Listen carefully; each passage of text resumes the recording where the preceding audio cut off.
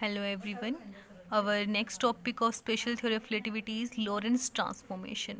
इसमें हमने पढ़ा था लास्ट वीडियो में गैलीलियन ट्रांसफॉर्मेशन और अब हम पढ़ते हैं लोरेंट्ज ट्रांसफॉर्मेशन। लोरेंट्ज ट्रांसफॉर्मेशन क्या थी कि ये एक मॉडिफाइड टर्म थी गैलीलियन ट्रांसफॉर्मेशन की, जो कि compatible with postulate of STR थी and the modified relation are called Lorentz transformation. ठीक है, ये भी किसने दिया था? आइंस्टीन ने दिया था। सो हमारे पास कोऑर्डिनेट क्या थे? इसने क्या किया था? मॉडिफाइड ही किया था उन्होंने। तो x dash is equals to gamma x minus v t, y dash is equals to v and z dash is equals to z. ये हमारे पास इक्वेशन फर्स्ट आ गई। By using postulate of S T R, Einstein showed that y is equals to, that means gamma is equals to 1 upon में under root 1 minus v square upon में c square, and also showed that t dash is equals to gamma t minus xv upon में c square। ये हमारे पास equation आ गई gamma and t dash, मतलब that means time की। So relation first and second, ये relation first and ये रिलेशन सेकेंड, ये हमें are used when coordinates and time of an event in S frame are given and values in S dash are to be found. अगर हमें ये हम दो equation का यूज़ करेंगे जब हमें क्या दिया गया होगा कि एक एस फ्रेम दिया गया होगा और हमें निकालना है कि एस डैश फ्रेम के कोऑर्डिनेट्स अगर हमें फाइंड करने हैं या टाइम हमें फाइंड करना है, तो हम ये इस इक्वेशन का यूज़ करेंगे। नेक्स्ट आता है कि if value are given, that means value are known in S dash and values in S frame are to be found, then we have use inverse Lorentz transformation, that means x is equals to gamma x dash plus vt dash, y is equals to y dash, z is equals to z dash, और t और जो gamma t dash plus x dash v c square। ये हमने क्या किया था कि हमने s dash फाइंड करने के लिए और ये हमने s फाइंड करने के लिए।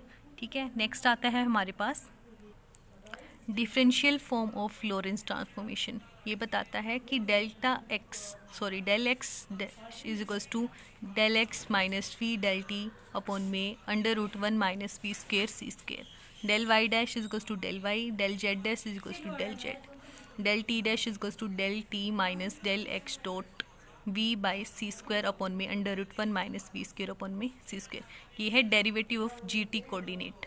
ठीक है, this relation can be used to find time difference or spatial separation between two events। ये हमारे पास होता है ऑल अबाउट लॉरेंट्ज ट्रांसफॉर्मेशन। अब हमारे पास न्यूमेरिकल आते हैं। न्यूमेरिकल कैसे होंगे, किस बेस पे होंगे?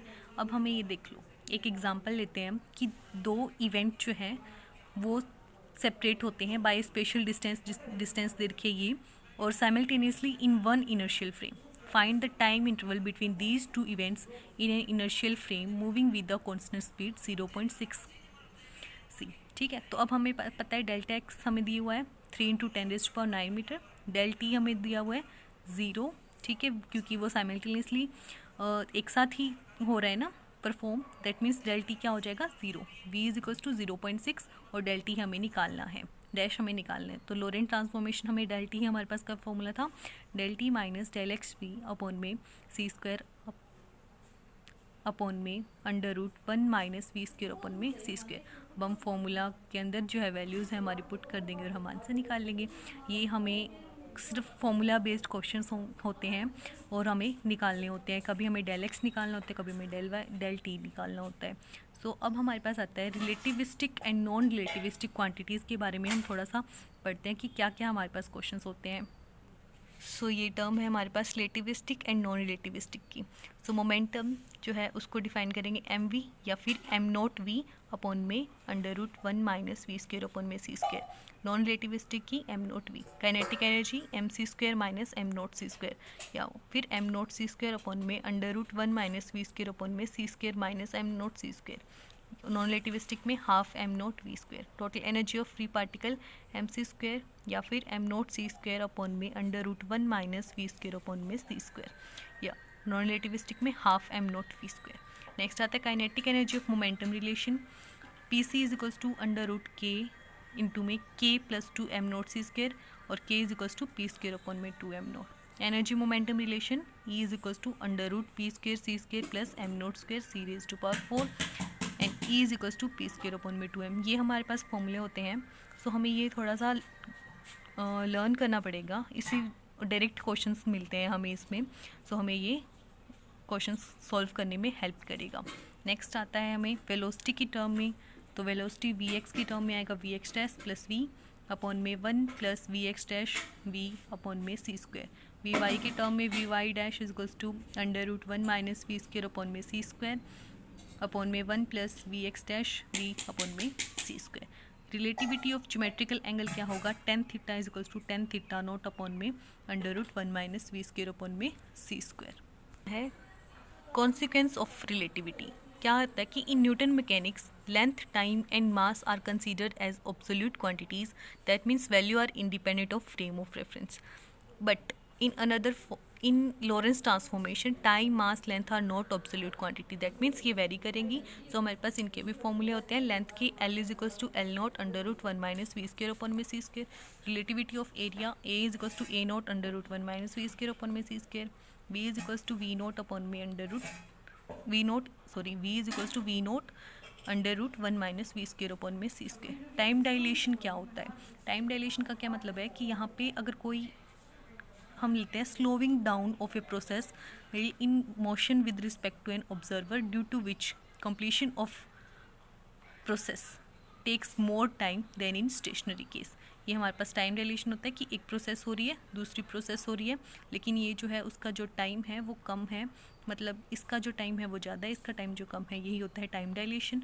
सो delta t is equals to del t dash upon में √1 माइनस वी स्क्वायर अपॉन में c square. Mass energy equivalence का फॉर्मूले क्या होते हैं, E is equals to m not c square when at rest, E is equals to m not c square upon में √1 minus v square upon में c square when moving with speed v। अब आता है हमारे पास next relativistic Doppler effect. ये क्या कहता है कि change in apparent frequency of an electromagnetic wave due to relative motion between source and the observer is called relativistic Doppler effect. So V is equals to V naught √1 minus V square upon में C square upon में 1 minus V by C cos theta. V जो है वो apparent frequency है, V not जो है actual frequency है, and V is equals to relative velocity between source and observer. ये हमारे पास all about special theory of relativity, ये हमारा टॉपिक जो है वो ख़त्म होता है। अब इसमें हमने जो फॉर्मूला पढ़े हैं वो हमें याद होने चाहिए, उसके बेसिस पे न्यूमेरिकल जो होते हैं वो सॉल्व हो सकते हैं। ठीक है, तो हमें थोड़ा थोड़ा कॉन्सेप्ट पता चला कि क्या क्या होता है, स्पेशल थ्योरी ऑफ रिलेटिविटी के बारे में पता चला, फिर हमें उसके जो पोस्टुलेट है उसके बारे में पता चला, फिर उसके बाद हमें गैलीलियन ट्रांसफॉर्मेशन के बारे में पता चला, फिर उसके बाद हमने पढ़ा लॉरेंस ट्रांसफॉर्मेशन के बारे में। ये 3 टॉपिक कवर हुए। फिर उसके बाद हमने रिलेटिविस्टिक और नॉन रिलेटिविस्टिक के अंदर भी हमने देखा कि कैसे फॉर्मूले जो हैं वो बनते हैं, कैसे उनको अप्लाई किया जाता है। ठीक है।